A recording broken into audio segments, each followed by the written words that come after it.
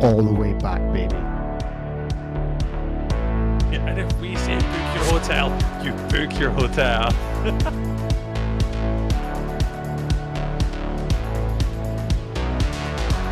But my lord, I have soiled myself. What do you mean by live? Genuine live? Hello, radio! And now, another episode of The Way We HNC.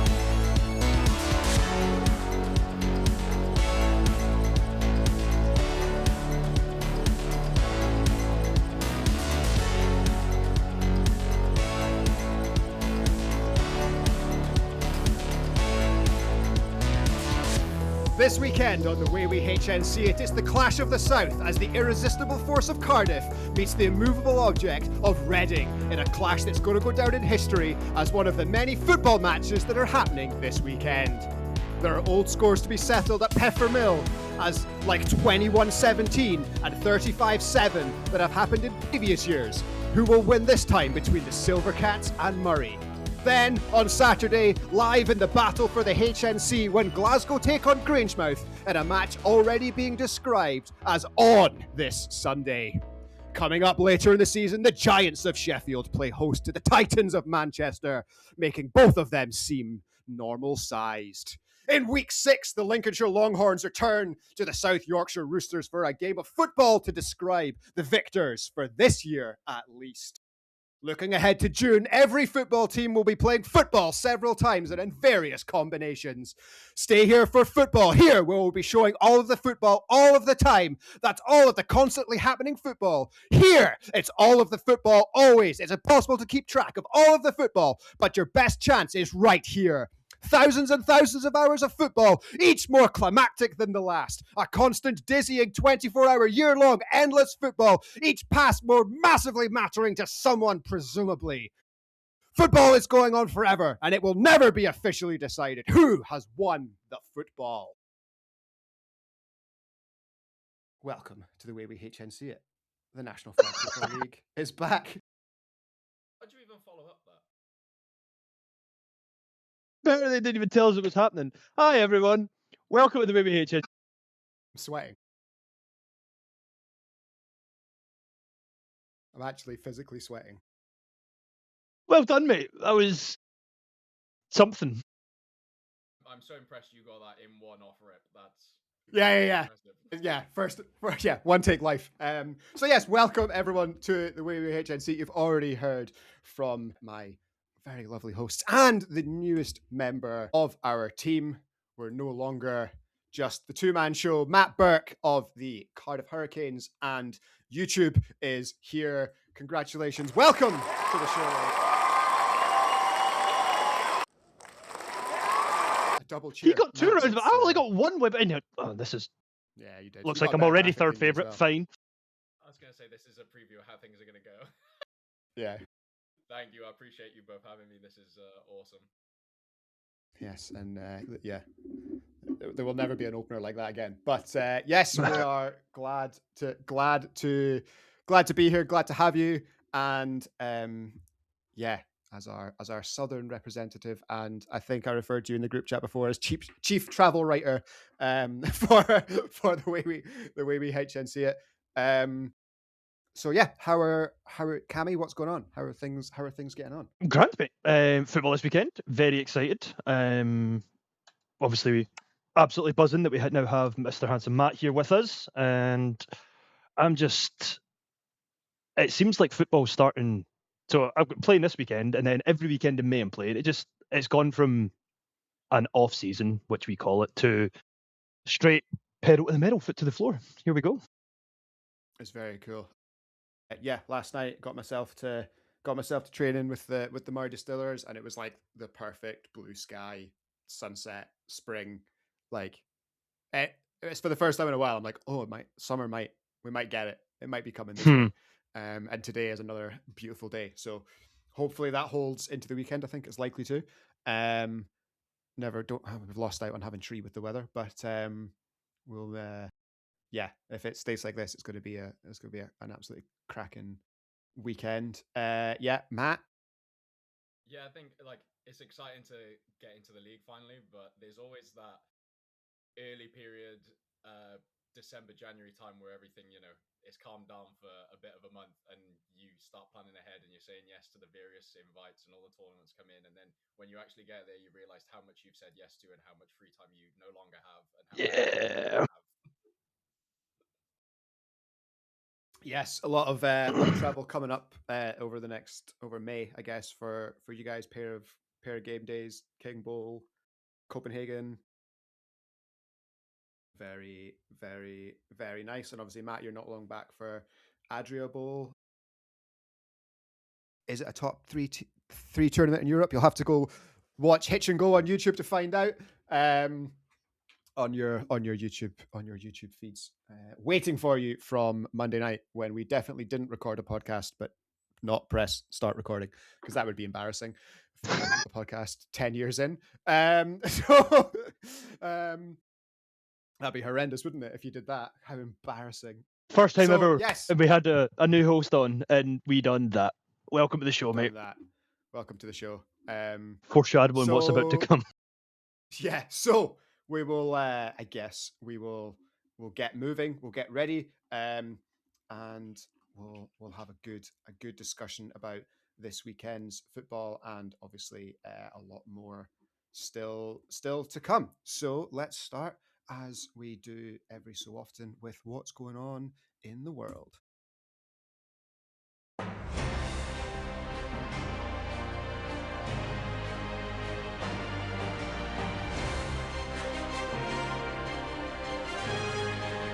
Greg with the news. Our top story tonight is there's still no Greg, but he is getting better internet very soon. So there is no Greg yet segment might eventually come to an end, and we will be able to give Greg the news with about 10 minutes warning for him to read out. But big BAFA news last night. Yeah, not recording on Monday was all part of the plan, because last night the final brick of the wall that is the league season dropped into everybody's inbox. We have the full schedule, we have the full promotion format, the relegation format. We know when finals are and all those good things. Cammy, what's your ignoring North A just as a whole? What's your thought on the whole process? The ups and the downs of it all. Just kind of what me and you have said for the past month. Win and hope it goes well. Some people are going to get promoted, some people are going to get relegated. It's nice that we've actually got it in writing, but has it made that much of a difference in the grand scheme of things? Personally, I don't think No. so. I think if you did maths on it for other than the chaos of the North this year, generally speaking, if you're in the relegation zone, you're going to have a win percentage of less than 25%. If that is the case, it's probably coming your way. Yeah. It is competitive at the end of the day, and two teams down from each Premier Division is the way it's always been, really. So it doesn't really change much, I think. The way that they've done it makes the most sense. There's no play-ins, play-offs, play-ups, play-downs, or anything like that. You have your playoffs. No, it doesn't need to be. It's pointless. It's stupid to try and get, I don't know, two teams from the other side of the country. Let's, for argument's sake, say the Storm have an absolute awful season, and then the Silvercats have a brilliant season, and for some reason we decide they need to meet in, I don't know, Leicester to play one game against each other to decide who's going to be in the Prem next year. It's pointless. So we have the two worst teams from any division going down and the better ones from the lower divisions coming up. It makes sense. Yeah. It's fine. It's exactly what it needs to be, and it's exactly what I was expecting. So I'm glad people can finally shut up and stop asking about it, because I'm done talking about it. But anyway, we actually have it in writing now, so we do have it in writing, and there's a lot going on. I guess, Matt, you're on the coaching team with the Storm, so I'm guessing you guys are looking at the upper end of the format. Basically make the national premiership final. We need to think about how we word that. Make the premiership final, and you're up. Obviously, that's you want to win that game anyway, but I guess the prize is also winning a semi. Was there any chat from the guys? Do they even care?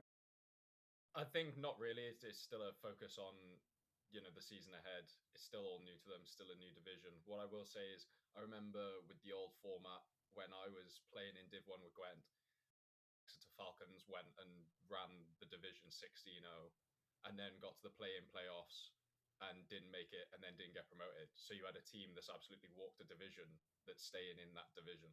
So it's nice to see that that's going to be put in now instead of trying to fit a random weekend in, which I think I've said it before with the way the sport is at the moment. You might get hit with one unlucky weekend where people aren't available, and all of a sudden that 16-0 team, you've got an Iron Man squad, and it doesn't happen. So it's nice to see that that's been fixed. Yeah, and like it was the day in Cammy, you'll remember this, the day in Dundee when the Mustangs just fell apart. 15-1 or whatever it was, fell apart on the last day. Who was that? It was Killer Bees, Mustangs, Raptors, and whoever else was coming down. I think it was the Comets. I think the Comets couldn't field a team, so they just forfeited. So it was just them three. Yeah, it was like Murray, Killer Bees, and someone else. Yeah, maybe I can't remember. It was the same day as Murray got promoted, I think. Yeah, it was the same day as a Scoff trial, or sorry, a Chieftains trial at the time. And I was there, and the atmosphere was awful, and nobody wanted to be there. Oh yeah, because they did it like early, so then they could have the trial. Yeah, I remember that. Yeah. It was also. Poor Ross Liddell played in Iron Man Raptors team, got battered all day. I'm sure they got demoted if I remember correctly, and then had to trial for Chieftain straight after. So he was like running about in this oven of a. It was like it was done. Tensile structure. Yeah, it was cooking in there. We had the doors open. There was people running about with their tops off. It was disgusting, and we were in there for like 8 hours, baking. Horrible.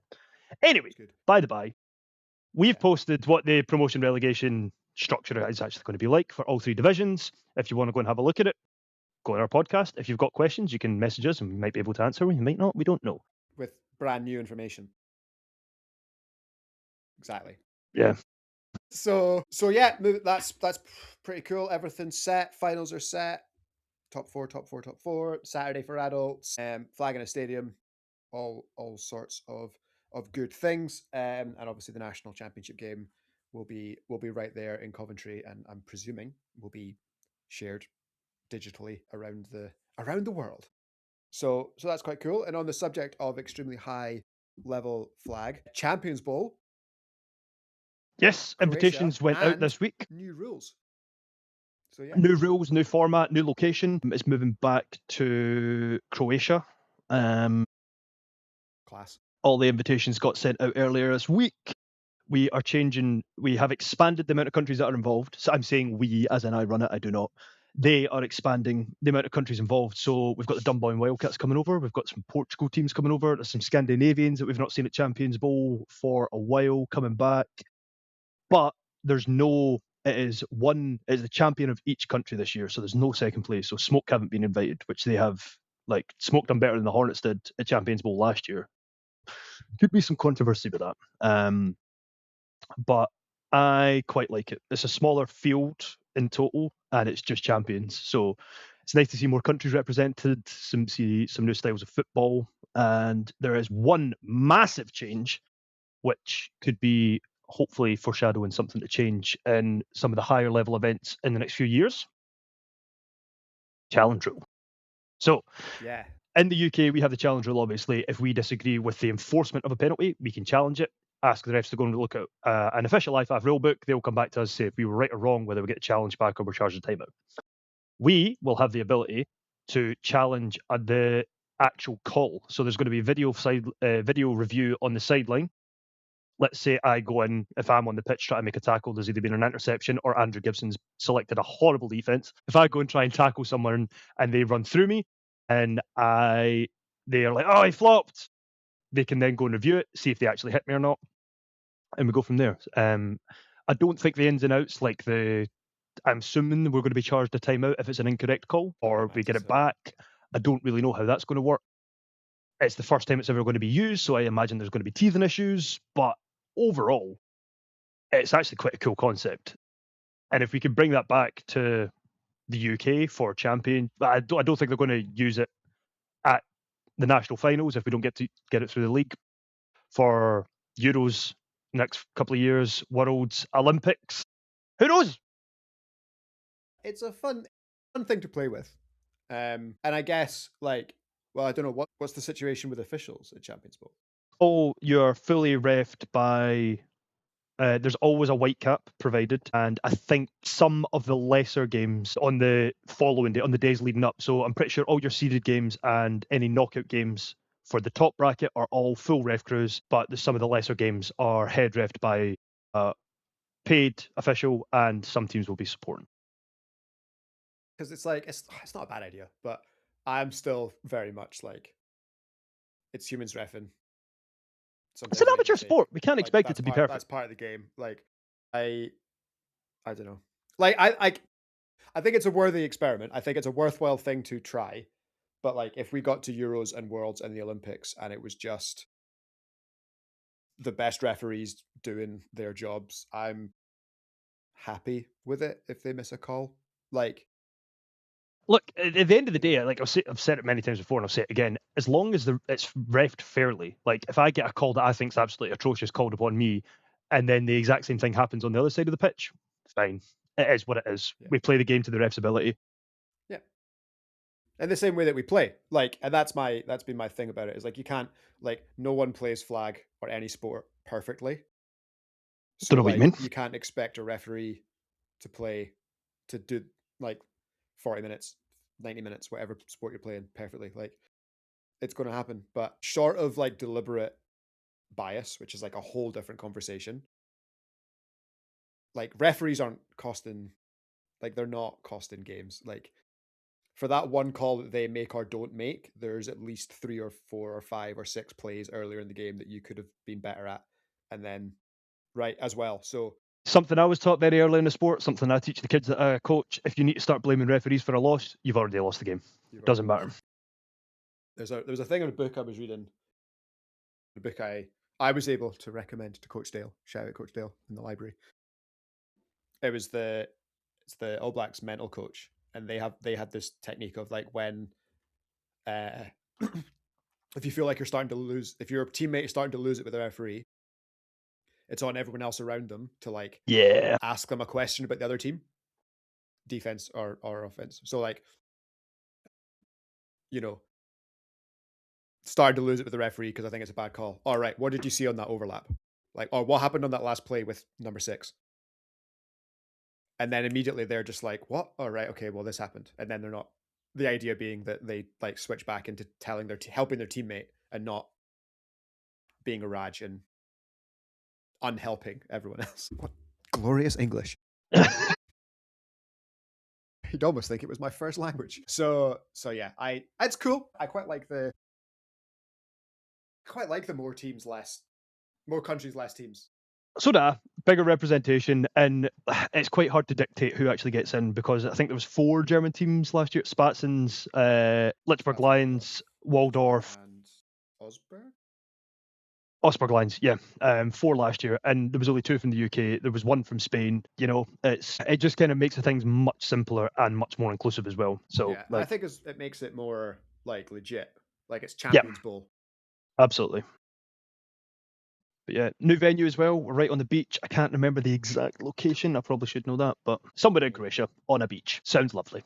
Sounds awful for you, mate. I'm really sad you're going to have to put yourself through that. It's going to be sad. The last thing I will say about the challenge thing is the crew. I assume it's going to be In Motion they've done it as well. That will be doing it, but they done it last year, and they've done Adria Bowl. They do King Bowl. They do Big Bowl. They were going to come over and do Flagpalooza, but there was some technical issues with that. Sorry, scheduling issues with that. In Motion. Yeah, like they've got it down to a T now. They know what they're doing. They know the angles. The guys have got really invested in flag. Yeah, I think they've got the right team doing it as well to trial it. Because we'll give it a bash. The door for if you watch football and all the stuff that goes on with VAR, I think it just opens the door for all those questions, all those issues. Yeah. Even you could go to the monitor, but it's still up to the official what they see and how they rule it. You might go in and with one intention, like you said about the flop thing, and then the ref could see something in their eyes is completely different and can get even worse for you. So I it's think going it to be depends on interesting.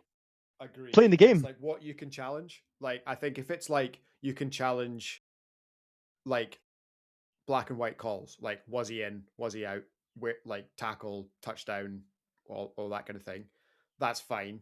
If people start throwing challenge flags for like pass interference, that's the classic one in the NFL, right? That they now just say you can't challenge at all because it's too Pointless. difficult, It's too difficult to overturn. right? Yeah.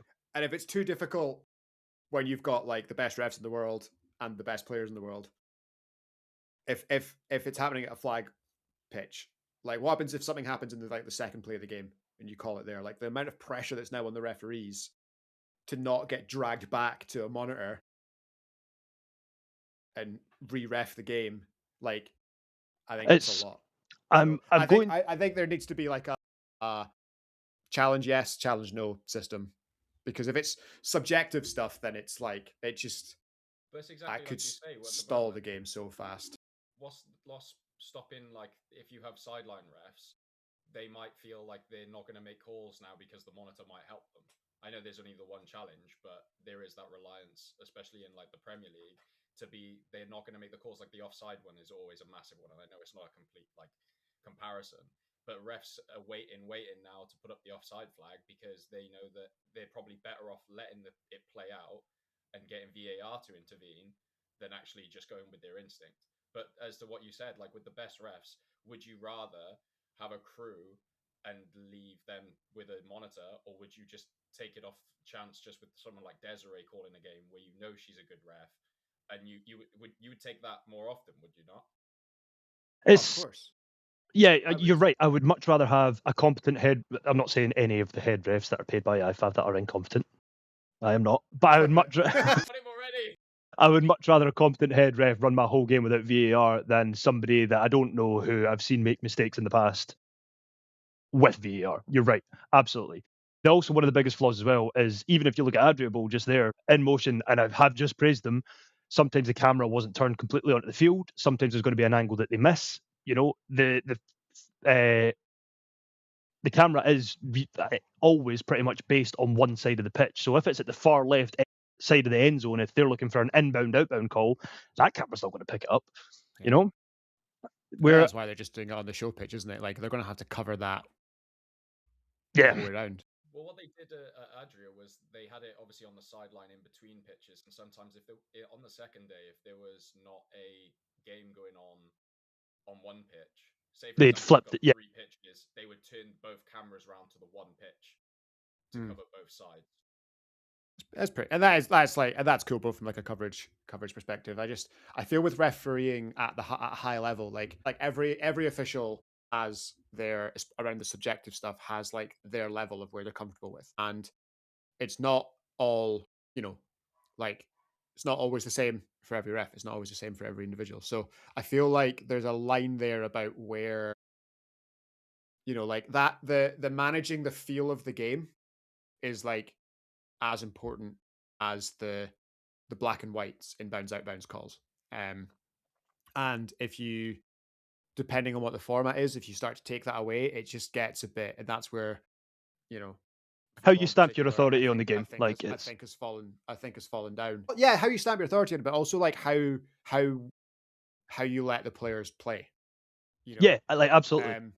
So it's that give and take. Now, obviously, if there's like a stonewall touchdown that's given as short, and it's like, I know I said earlier on that there's other plays that you could have scored on, but like if you did actually score and it gets taken away, and that gets the correct call is made because of that, then that's like that's different because that's a in and out call. It's the subjective stuff that worries me a lot more. Like someone like Jed, he's earned the benefit of the doubt on the subjective stuff, right? Like he's the bloody head of IFAF officiating, right? Like he's earned the benefit of the doubt on his interpretation of the rules and the subjective stuff. He would be the first one to be like, yeah, if it was in and my crew thought it was out, and you can show me it's in and it's challenged and it's part of that the tournament rule, yeah, cool, touchdown, whatever. Like that's not a problem. But it's like if you're starting to challenge, yeah, Des, Tim, Jed on pass interference. Like, quite frankly, you can go down to the beach and get in the sea. Like, you know, like it just feels like it's not necessary at the moment. That's It may well be. exactly the reason why they planted it there. For that exact. Yeah, just get in the river. Much like our Sunday evening dinner plans at Kingbourne. Someone's going to end up in a canal if you don't behave.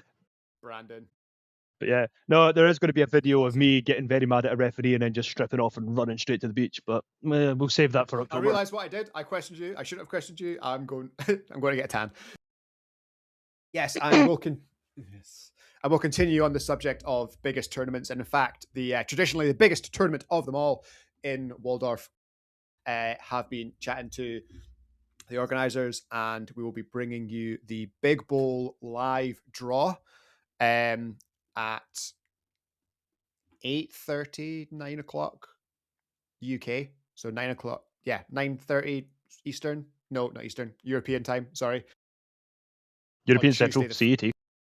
On Tuesday the 5th. Tuesday the 5th, we'll do the Big Bowl draw. So that's exciting. Something new for us. Did the Adria Bowl one.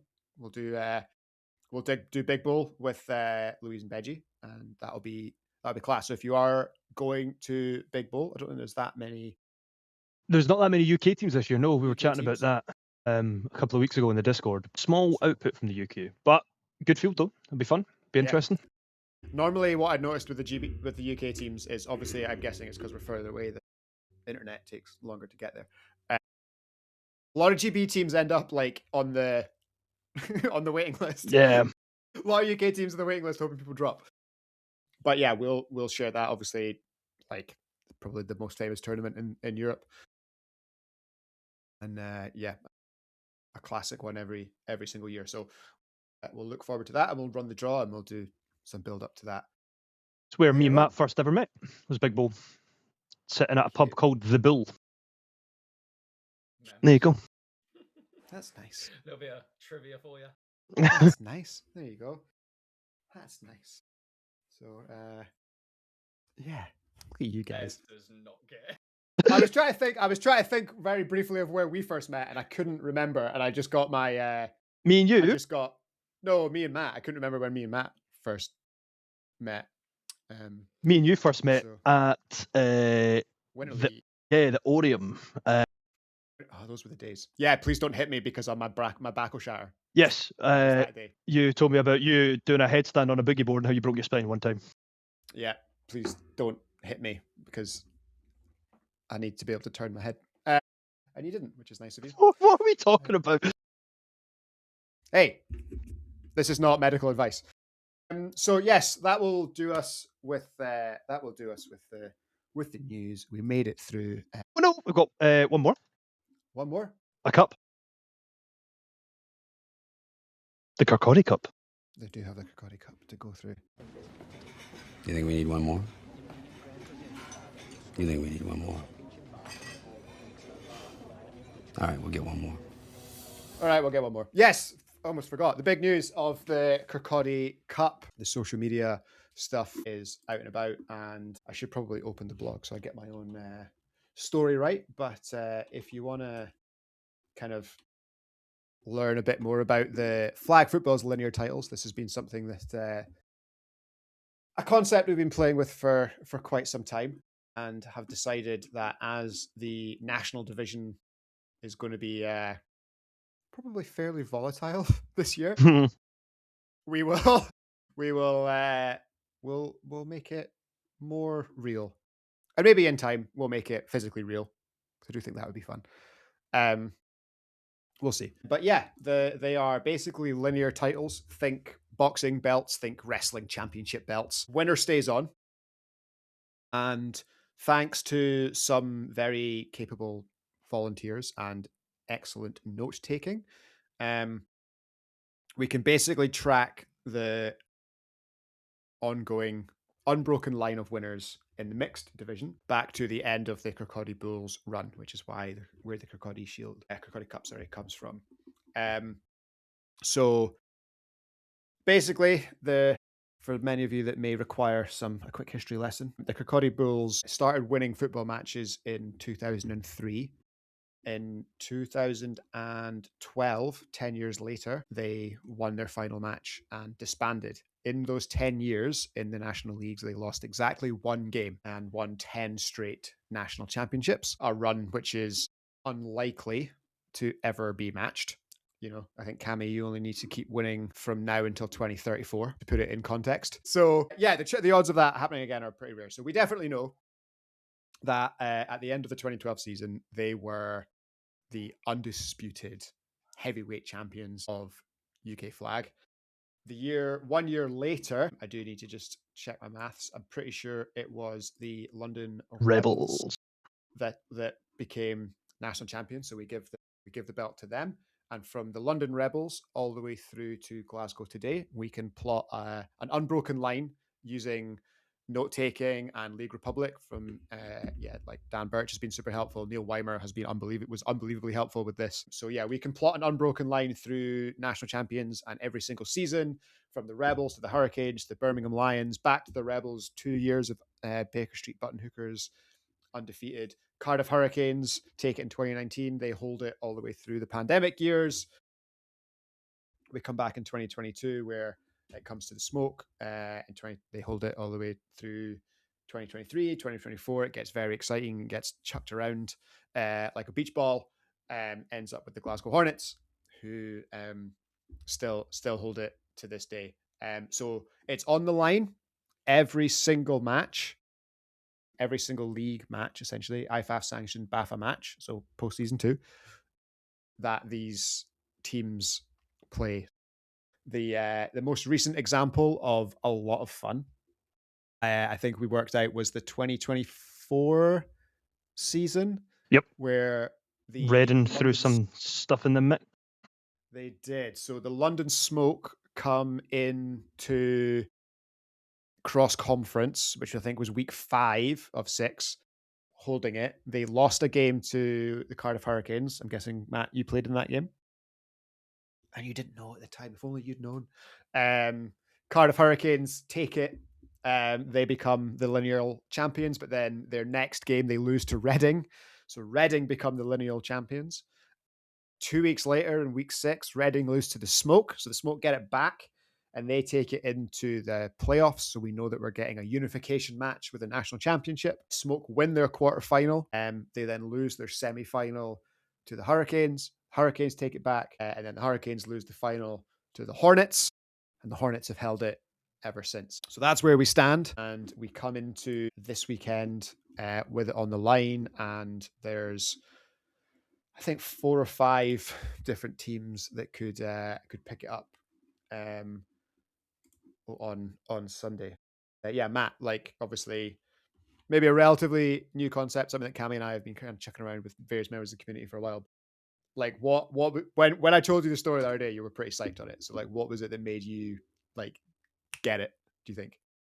It was, well, you just explained it then, when it was just passed around in that one cross-conference game day, and especially with the new league structure now, there's no telling which way that could go. And I think we're all certainly like egging it on to happen, and I hope Glasgow take one for the team and just drop it to one team so we can just bounce around like hot potato and see where that goes, because it's that extra something, isn't it? It's just people that we've talked about it, like you said, about the people buying in and helping you do it. There is some level of excitement, and my eyes lit up when you were explaining the hand around between us, Reading and Smoke. Like, it's just that extra added effort into a match, and not only if it somehow, some way gets itself out of the finals bracket from a third place team or something on a final day of a season, whatever match happens after that, people are going to be looking at it with extra attention because of the handing over. Yeah, it's like the more I like, and these things exist. Like there's a proper real serious one in New Zealand rugby, the Ranfurly Sealed, which is at like provincial level, and it's been going since like the 1800s or something. Like it's one of the oldest club tournaments, like club events going, which I think is just class. So it seemed like a fun idea to bring to flag. And obviously on the women's side, Coventry Shield makes the most sense. 10 national championships to the Cougars, 11 of 12 to the city of Coventry. So yeah, we'll chart that when the women's season starts again. But yeah, this weekend, First game up, Hornets Broncos. If the Hornets win, then it'll go to Hornets Oilcats. So I kind of do hope they win. And then at least I can play in one of these games for the first time in a while. If the Hornets win that game, it'll go to the Outlaws game. If the Oilcats were to win that game, it goes to them versus the Crows. And then both of the Oilcats and the Crows have matches after that. So it could potentially be up for grabs in 4 matches on just if the Hornets just win alone. If the Broncos beat the Hornets, then they'll take on the Titans next. And then, yeah, the Broncos play the Crows and the Titans play the Oilcats after that. So there's, 1, 2, 3, 4, 5, 6 teams could potentially have a chance this weekend out of the 6 that are playing. So like literally every team in theory on at Peppermill on Sunday has the opportunity, if things break their way, to have a crack. So we'll see how it goes, we'll see how it gets on. Looking forward to it, and we'll make sure that we share the results as they happen. But yeah, that I guess leads us nicely on to preview of the entire season.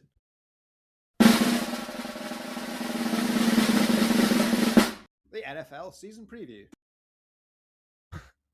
So yeah. 1 matches between here and a postseason, and we're going to talk through every single one of them. And we're not. We're not going to do that. Matt just instantly regretted the announcement post that we put up 2 hours ago. Yeah. We're going to ask Matt about the intricacies of Week 4's Division 1 North C, to see what he really thinks. Yeah, massive year, massive divisions, and an awful lot going on. Obviously, as we've kind of alluded to earlier on, a bit of a struggle to get right to the starting line, but we're at the starting line. Obviously, the HNC North Division 1 has already already underway, partially given the rain. But yeah, nice work to those guys for at least persisting in the wet. Quick shout out. Oh, Chris Loudon Senior scored the first points of the season. He scored the very first touchdown of the year. So congratulations to him. I said that I'd give him a shout out. That is something we should track more often. That is good. I like that. And yeah, obviously also probably worth noting that we have 12 fresh teams. Yes. This year, either totally fresh or expansion. The Gunslingers Red and the West Lothian Astros, they've already kicked off their seasons. And the Red, I think, have already got... Did the Red get their first win? Yes, they... Or did the Blue get the first win? Yeah, I think they both got a win, did they not? Maybe they both got a win. So yeah, either way. The Centurions Gold, that's an expansion team in North A. In North B, we've got the Teesside Thunder and the Calderdale Iron Horses, which for someone with my rolling R's is difficult to say. We've got the Huddersfield Corsairs, the Stockport Sentinels. They're new in North C. The Nuneaton Jaguars finally have an adult team, ladies and gentlemen. One of the, as Cammy puts it, one of the most successful youth teams in the country. Finally, they've grown up. They have an adult team. So shout out to them. Coventry Panthers B, the Berkshire Renegades. They've been in and out for the last little while, but they're back in the southeast. We've got the London Blitz and the Rhondda Red Kites, which is a team whose name I love to say. And I've chatted with them recently, but yeah, Matt, that's kind of your neck of the woods in the southwest. What do we think? Where is Rhondda? Where is that? That's more further north than all the sides that reside on the south and the M4, south of Wales at the moment. So that's more up in the valleys. It's a bit of a collaborative effort from a few players from a few of the clubs as well. It was run by an ex-team of mine at Gwent, and then players from Swansea and some Cardiff Storm have gone up there because it's either better location-wise or, people are all in search of game time and playing. So it's just nice to see another team in Wales come along. They featured at Welsh Bowl. It's just really nice to see the sport, even though it's growing obviously everywhere. It's nice to see another team appear in Wales, as one of your favourites disappeared a few years back. They did, and gone but never forgotten. The Method Tidville Thunder Ducks will always be. Hopefully, one day they come out of retirement just for like a one-day tournament. I don't come out of retirement, play at Welsh Bowl, whatever. I need to see the Thunder Duck back in my life. Because that was, unis, they did, I can't remember what name they went under, but they did bring the unis back to play in one of the Welsh Bowls maybe 2-3 years ago. So the jerseys were back, but I don't know if they came under the banner. Yeah, I mean that's probably enough. Like with the jerseys are probably enough, to be honest. They were class. Yeah, it's funny. Like the teams that, you know, there's been obviously such a mad expansion in the league, but there's some teams that even if they're not there anymore from when you first start playing flag that you just like really really remember. So like I don't know if I don't know if when you started playing Cammy, did Carnegie still have No, three separate teams? I'm aware of the various different things that came out of Fife, Yeah. but that was one of the most atrocious things I've ever seen in my life, and I don't want to know about it. Yeah, there was three. Carnegie had three separate. They had enough players in the squad that they split into three separate teams, because at that point the HNC had three divisions, so they split into three different teams and they were all in a different one. But then you played everyone in around divisions anyway. It was very strange. I didn't make Flag football pre-COVID was wild. I was gonna say I didn't make it out of the Southwest till after COVID. 2021 was where I actually realised flag was played anywhere else other than the Southwest of the UK. So Oh man, anything predates me there. Yeah, I mean that was a point in time, and obviously there's people that have played the sport way longer than me and will have way more of the lore than I do. But yeah, three Scotland divisions, and then there was a tournament. So we all played in Scotland. We just like played everyone in the HNC, and I think you played the people in your like mini division twice. And then the same thing was happening in like the north of England. And then whoever was the number one overall seed from those two hosted the regional semis. So my first year it was Glasgow. And then then after that, it was like split into like two tournaments kind of on the same day. But you could play anyone, like each round reseeded. So depending on who won. And then the two winners of the final two games didn't play each other, but they both went to finals, and it was a final four at that time because the same thing was happening in the south. And then I think my third season was when it split into Div 1 and Div and Prem. And now there's another reformat. It's quite a like wild concept. Like I'm going to bring you in Trimino, friend of the show, played for Friends of the Show a few times. He came down to Scotland trials and was like, "This is quite cool. I didn't realize there was this many people." So I was like, "You're quite good. I'm going to take you over to Dublin to play with me." And he was like, "Sure, why not? I think I've played 2 league games at this point. But I'm going to bring you over." So he came to Celtic Bowl with me, and that was I think that was summer. No, it was early in the year. It was a year ago next week, and I think there was only 12 teams there. So he turned up and he was like, "This is really cool." I'm like, "This is 12 teams, mate. You've got no idea." So I took him down to Flagpalooza. And Flagpalooza is the venue's quite large, so it's quite spread out. So it's not as intimate, so to speak. And he was like, "This is really cool. Like there's like 30 odd, there's like 400 people here. What's going on? We're all playing flag? What?" He's got a King Bowl in a week's time. And that's even bigger than Flagpalooza. In a smaller area, his mind's going to be blown. He's not going to, he's just going to walk in there like, what the, flag is fucking massive. Every time I try and encourage some of the guys like to their first international tournament, I'm like, you best be ready, because once you get a grasp of that concept, once you get the itch, you get addicted. And I'm like, you'll never do. I knew there was like a 2-year span where I just didn't go on holiday because I was just going to these tournaments every weekend instead and treating that. And it got to a point where my family had to sit me down and be like, "Right, we as a family want a holiday. You're away all the time. You're not doing it this time." And I was like, "Okay." It's exactly what happened when I went to Tenerife 2-3 weeks ago. Gemma was like, "No, it's my turn now. I want a family holiday." And you still went to a flag football practice. I still went to train flag while I was over there. Yeah. Yeah, like it's class. Like I remember the first time I went to King Bowl 20, I think it was 2017. 20, maybe 20. Yeah, I think it was 2017, year out. Was this the year that you ended up commentating? No, this was the year. This was before. This was so it would have been 2017. First, yeah, it would have been 2017. This was 2017. First. It was the first time I ever played the Smoke. They were in our group. Played them on the Sunday morning. Shows you how King Bowl's grown that we took 7 dudes and came 6th in King Bowl. And like, if you came 6th at King Bowl now, you're like, bloody hell. Like, that's a run. Like, you've gone on a run there. It wasn't so much of a run, like, comparatively. But I don't know where the trophy's in the cupboard somewhere. But, I mean, it's proudly displayed. But it's just next to my breakfast bowl later on. Especially that Matt's got nothing to do in October now. But yeah, and it was class because it was like we're playing like it's not some like part of it's just like yeah, like you say, it's just teams you didn't know existed, like places you never even heard of. Like we had in the group, we had the first time we got there, our first game in the first morning was against the Winty Warriors, who are classic King Bull team. We played I remember Raider Minotaurs. We played Great pool. Right. We played Kaiserslautern, the Eagles. Nice. We played Smoke, obviously, but that was like the first time we played them, so that was cool. And we played the Mines Legionnaires. We played all sorts of teams. And now I know, like, I recognize them by name and at the tournaments they're at and all that kind of stuff. But like, it's just if you've never been abroad to play, you should go abroad to play. And you don't have to go to like the massive tournaments, right? Like you don't need to go to the massive tournaments.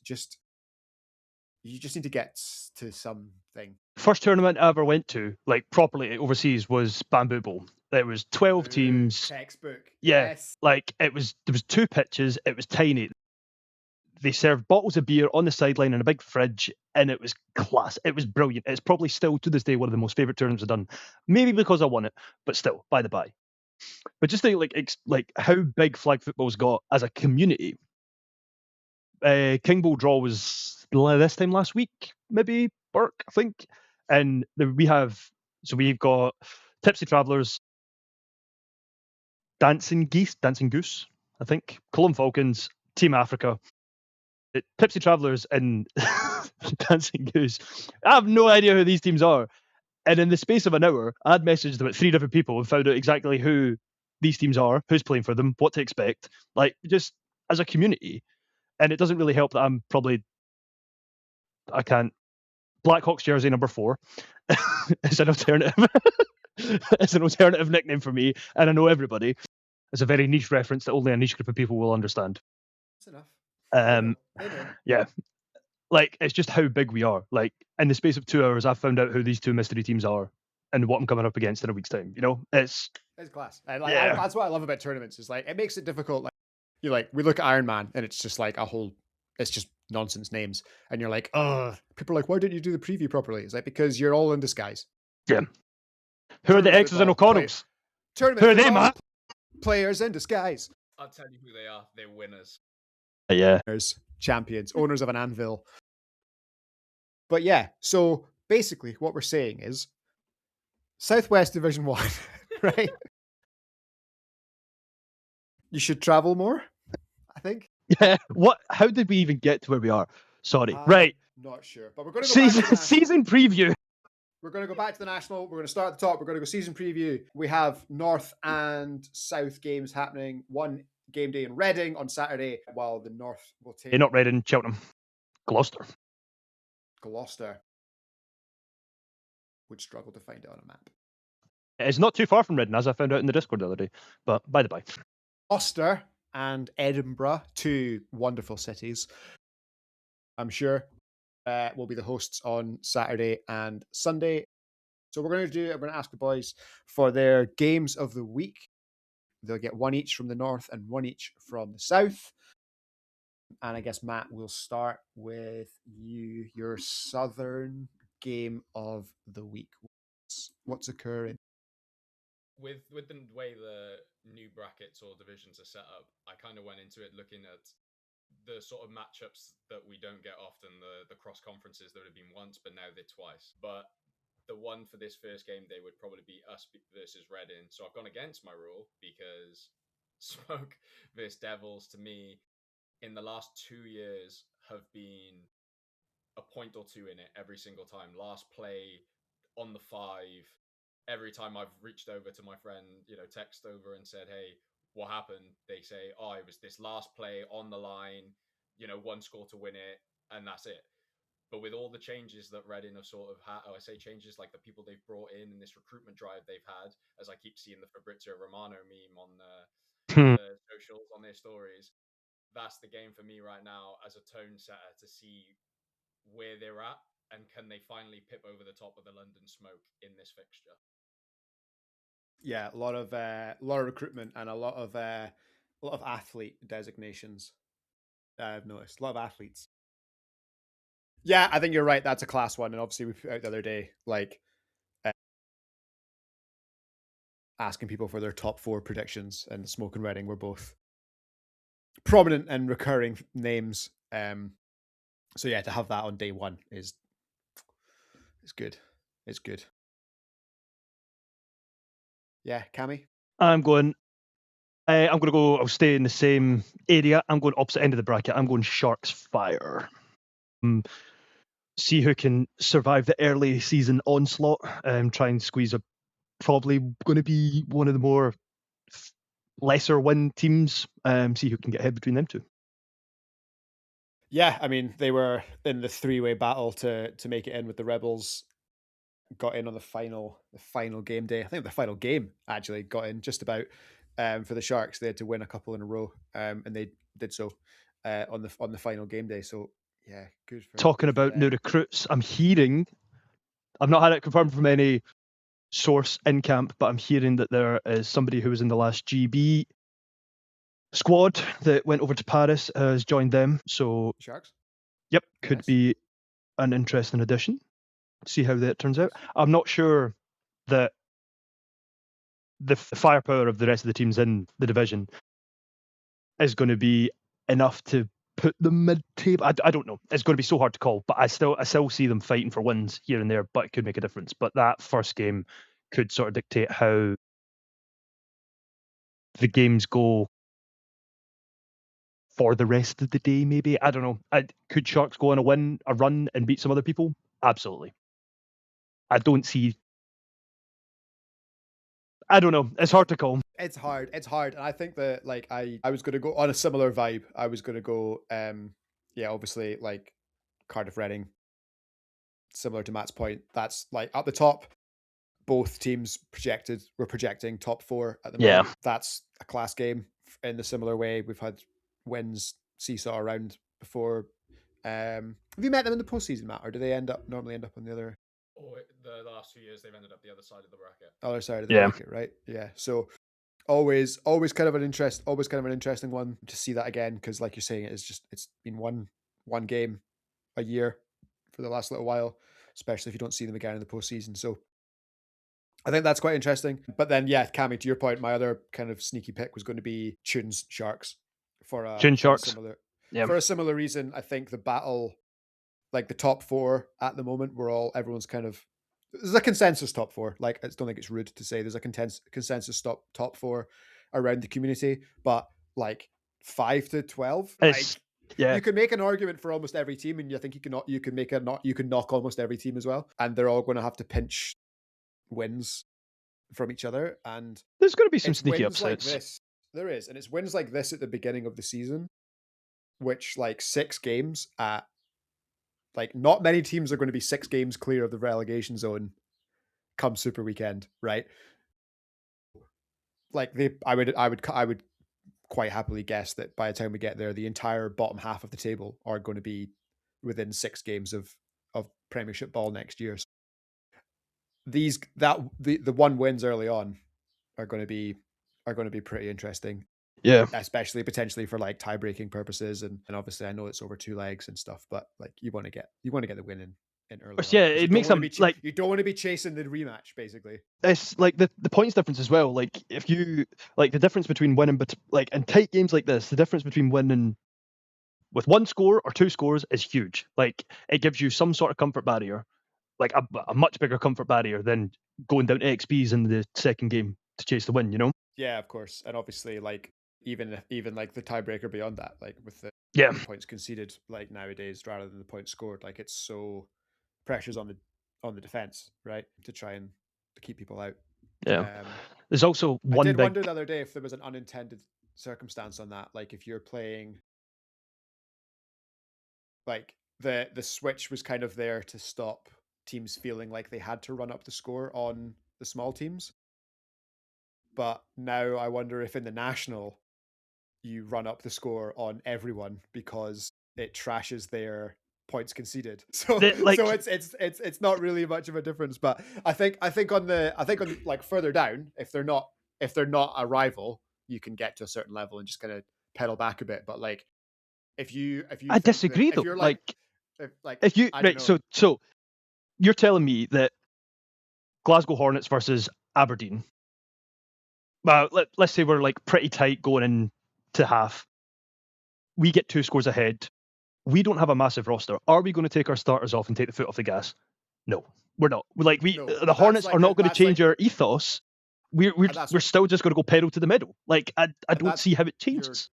So yeah, that's what I'm saying. I'm saying in our league, I don't think it changes a thing, right? Like I genuinely don't think it changes a thing. I would hope that further down, when you've got a team that could put 70 on, you might maybe stop at 40-6, because you're not being rewarded for that anymore, whereas you were being rewarded for that.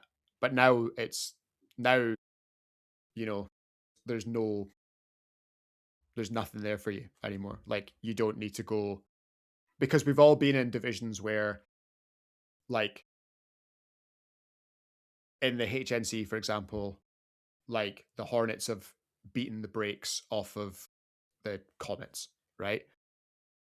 And now everyone's like, if it does ever come down to net points per game, or actually more likely in the games that, like, when you didn't play each other, the London Smoke are unbeaten and the Glasgow Hornets are unbeaten, you know that you have to like batter the small teams, Yeah. because Okay. they are going to.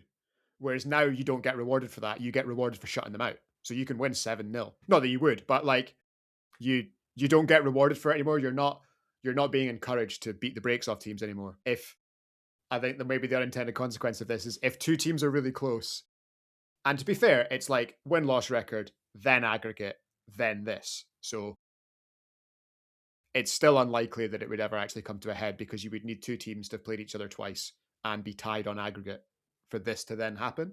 Yeah. So I think it's quite a neat way of doing it. It's Okay, interesting. on to the north. Matt, where are we going?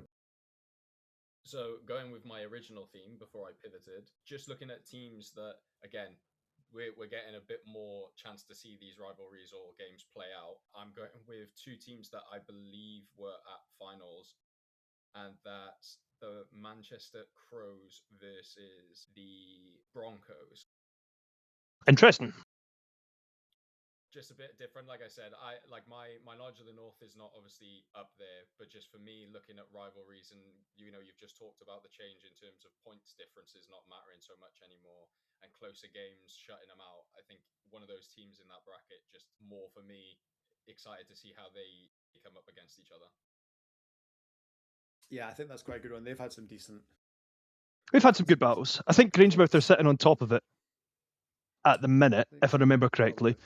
But it's always a good game. It's a good matchup. I know Scooter enjoys playing it with the offense that they run. However, I know the Crows' defense is also quite comfortable against the Crows' offense is quite comfortable against the Broncos' defense. So they do match up well against each other. It is usually quite an interesting game. I've never refed one, if I remember correctly, but I do remember there being some sort of drama last time they played each other, I think. Or maybe in the year before. I can't remember. I don't know. I don't think I'm normally there for those ones. No, you 'Cause it's have always been in normally the you and north or the Grangemouth south. Travel, don't it? Yeah. Yeah. We Um, travel with Edinburgh normally. yeah, so we played them in Wigan last year with Sheffield and who else was it? Titans, Crows, Sheffield, Salford, Wigan. Of course, it was Wigan. No, like it was Crows, Wigan Sheffield, home, and yeah. Wigan. Yeah, Wigan What- at home. Who else would host in Wigan? But yeah, good pick. I like it. Yeah. When did they play them in the daybase? Can't be That first. game, Crows, Grangemouth, is the last Grangemouth game and the last Crows game. Yeah. Okay, interesting. So Crows hopefully going 3-1. home with a win. My First 2 of pick 3. My pick also entails the Crows, a bit more of a historic rivalry with the Oil Cats. Hell yeah. Yeah. What a game. What a game.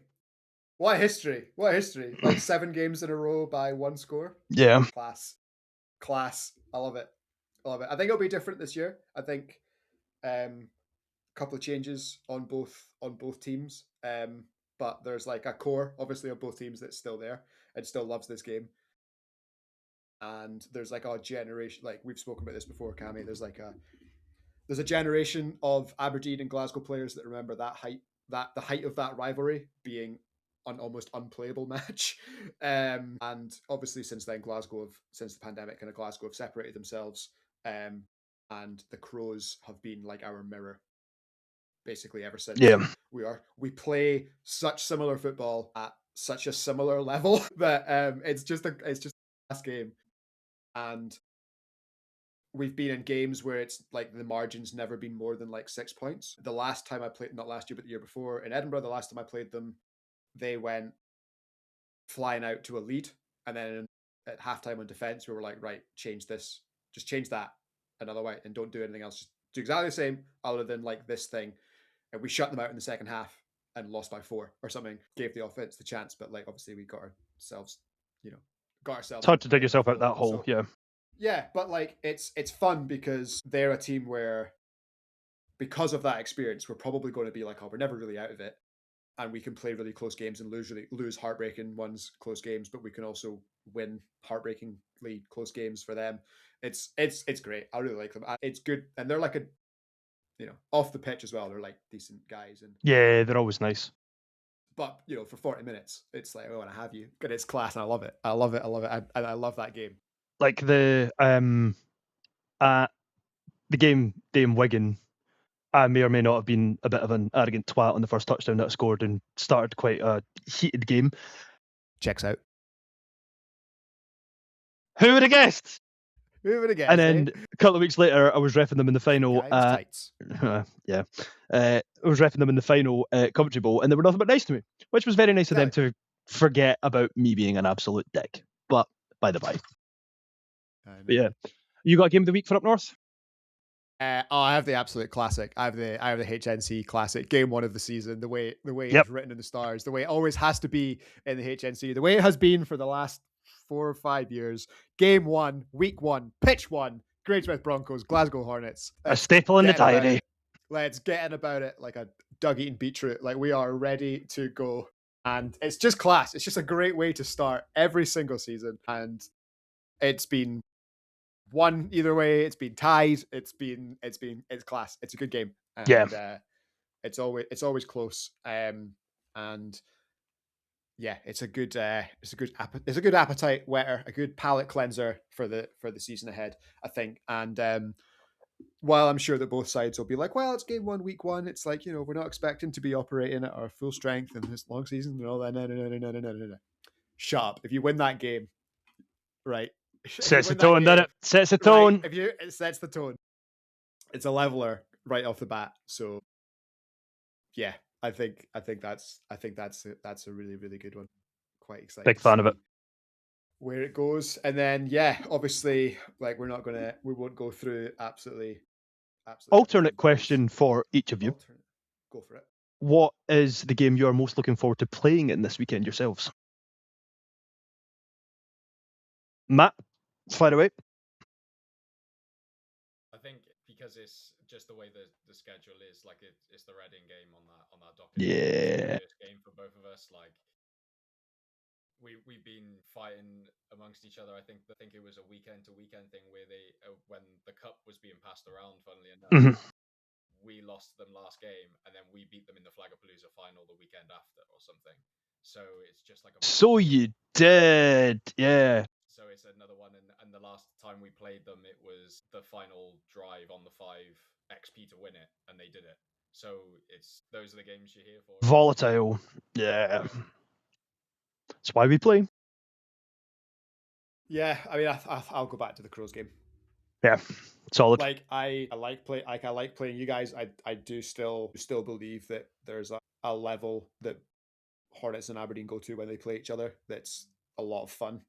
And the Titans game, it's not that I don't like playing the Titans. I guess it's just like the Titans have had our number quite significantly for quite some time. Yeah. And it was often inexplicable. It's like, why?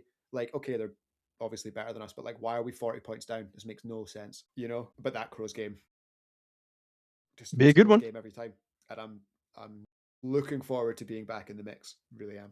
Yeah. What about you, Cammy? You've got the two Manchesters and Grangemouth, right? No, we've got the HNC gauntlet. We've got Grangemouth, course. We played Aberdeen. Yeah, Grangemouth, Aberdeen, and then Edinburgh. I am going to say, as much as I do love the always season opener, and I do love our historic rival, Edinburgh have been closest to us in the HNC for the past 3 years now, 2 years, 3 years. So getting to play them nice and early, see what they've got. I did see Dante at the indoor arena league thing last week, and he was carrying a bit of a knock, so I'm hoping he's playing and it comes out. But Matt's was looking okay at Flag of New Year. The rest of the team have been there or thereabouts. They've been playing a winter league and stuff, so everyone seems a bit fresh. I think the Hornets are probably new recruits as well, like, right? I don't know They- how they split them amongst the gunslingers or if they called any up though. I think they've not being insulting to anyone, but trimmed the fat essentially. So they're not going to have as much rotation. They've got the core players still there, with addition of probably some better supporting players. So they're not going to need to rotate as much, which being the third game of the day could come back to bite them in the arse. But you never know. Any given Sunday. I'm more worried about the 5th and 6th game of Super Weekend. It's like, Yeah. Can we take like? Can Cardiff take the entire storm with them just in case? Can like you guys have the killer bees just in case? We'll bring the Silvers just in case. Could be an attritional weekend, like in July. Like I was thinking about this the other day. Like if it's like 25 to 30 and cloudless, Yeah.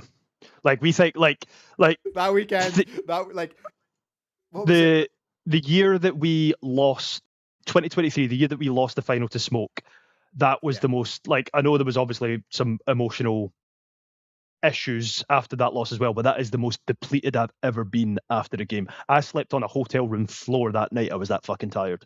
Like, it was horrendously hot. That was the greatest 3-2 day that the All Cats have ever had.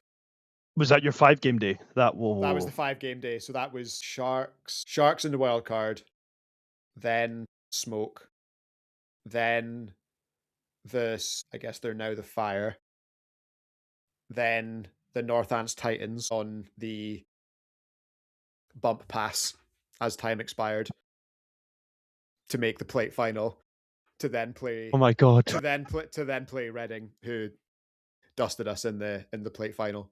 And sorry to North Ants, because every time we bring that up, we do have to mention, of course, that they were knocked out in the round before that by all 5 members of the Broncos touching the ball in the same play tip drill.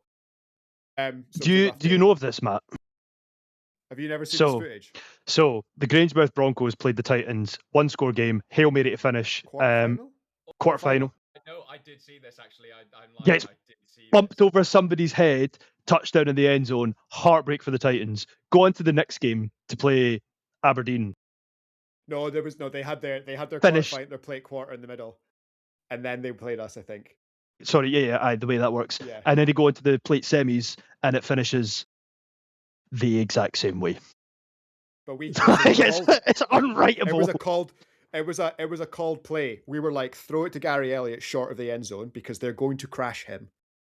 Like, they're going to cover him. Aaron, just run behind him. Scott throws the ball to Gary. Gary just bumps it over his shoulder, and Aaron just like standing there completely. Trusting Aaron Drummond with that as well is wild, but it worked. So goalie. So good with a tip ball as a goalie. So and it worked. Hey, yeah. There's a whole bunch of things just clicked like a train rail board in your head, like a timetable board in your head. Yeah. So I'm very loud. So yeah, that's us, and I guess that's probably all we have time for. So it's thank you all for listening. It's goodbye from Matt. Goodbye. It's goodbye from Cammy. Goodbye. And it's goodbye from me. Thank you very much for listening. That is the way we HNC it.